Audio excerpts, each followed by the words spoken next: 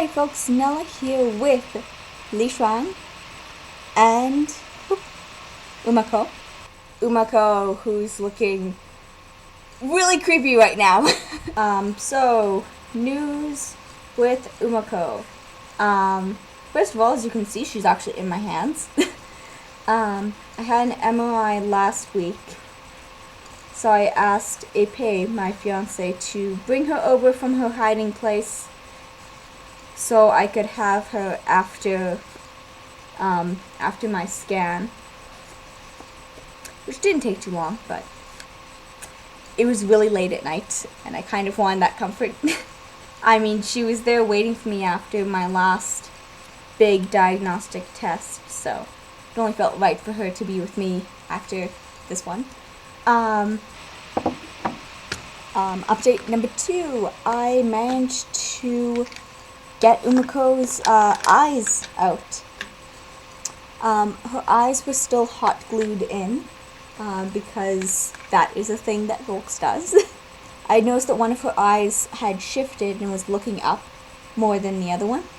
So I poked at it until it fell inside her head. Which sounds so horrible if you don't know I'm talking about a doll, but she is a doll, so it's fine that I poked at her until her eye fell inside the back of her head. And then I did the same thing with the other eye. And then I had to figure out how to get her head cap off.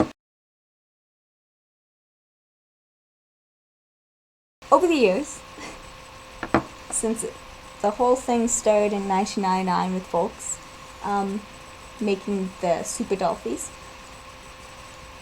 Ever since, various companies have come up with various ways to have their head cap stay on the doll's head and have the head stay on the body. And the most popular current method is magnets. And I really like the magnets because it's easy for everyone, until magnets pop out. But it's easy for everyone. They come off, but they're strong enough to stay on, so you don't have to worry about the head cap just randomly falling off. Some of the other methods to keep head caps on are the peg and notch system, or just called the peg system. So the inside of pout A of the head cap has pouts that stick out, and then pout B of the head cap has spots where they slot in, and you hold it in using eye putty, typically. One of the other methods involves having a little hook on the inside. Can you see it? There we go. Go on. Right.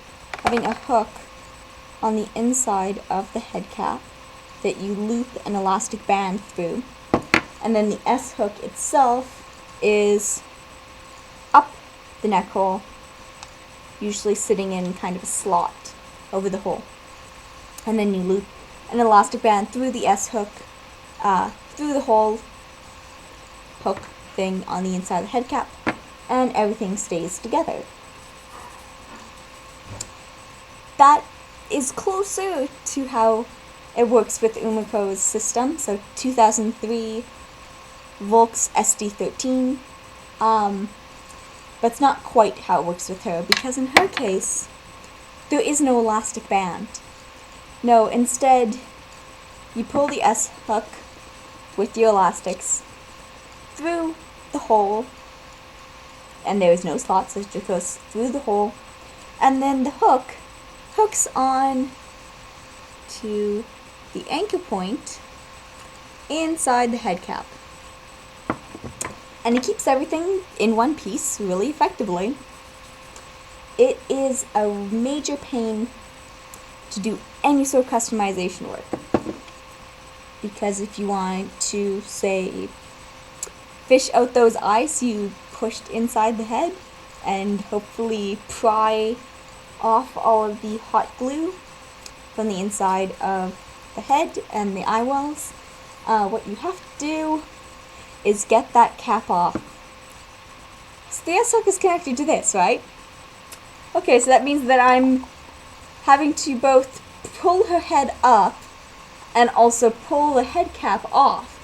So I, for instance, I would get the head cap off, and it would fall partially into her head like that, and then the S-hook is pulling it inside the head, and I had to figure out a way to safely get the S-hook off without breaking either the hook on the inside or the inside of her head. Instead, I was struggling for 15 minutes, hoping, praying that I did not break my birthday present. So I was trying to get her head off. The trials of having an old BGD. Let's be honest, she's old, she's 12. Now, by 2003, Volks was already casting thicker than they did for their first Super Doll phase back in 1999. That does not mean that in 2003 they were casting anywhere near as thick as BGDs are cast now. Here, I'll show using my wonderful Dollzone girl, LiShuang. So you can see magnet system, but you can also see how thick all the parts of the head are and how thick the head cap is. It's really substantial. Okay, compare that to Volks. Okay, there we go. Sorry. My camera is not on its usual setting, so you can see the difference in thickness. It's quite dramatic. It's more dramatic on the head, though. I have to find a way to put it. There we go. Do that. Here, let's try a bit of shade. So yeah, so having to pry pieces together and pieces apart, and hopefully not wrecking the doll, is really nerve-wracking. I am very glad that is the magnet system. That is the current connection method of choice.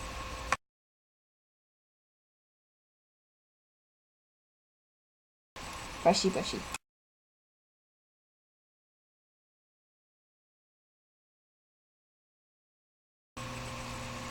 Usually, if you want to paint a BGD face and you get it blank, like Umeko mostly is right now,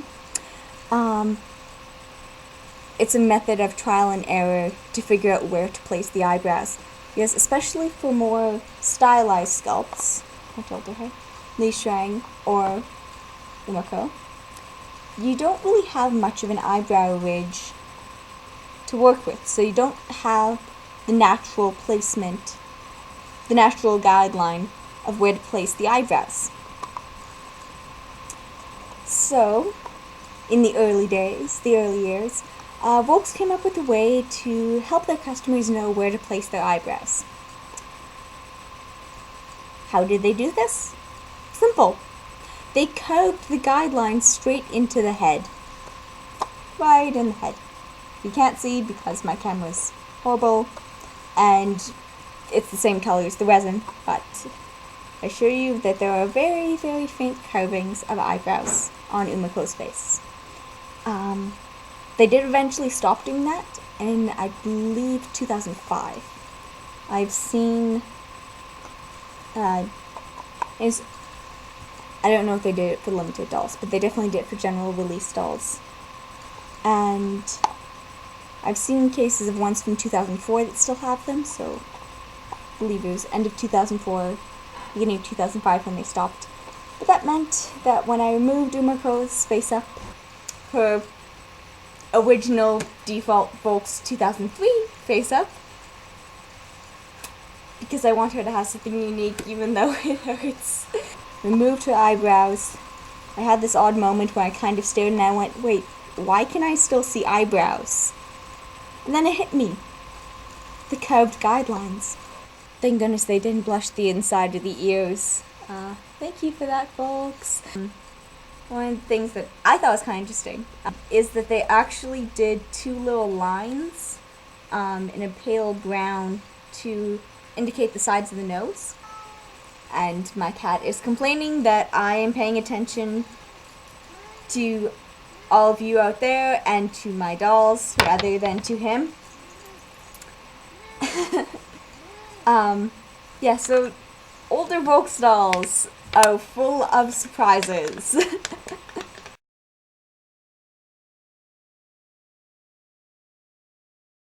Brushy, brushy.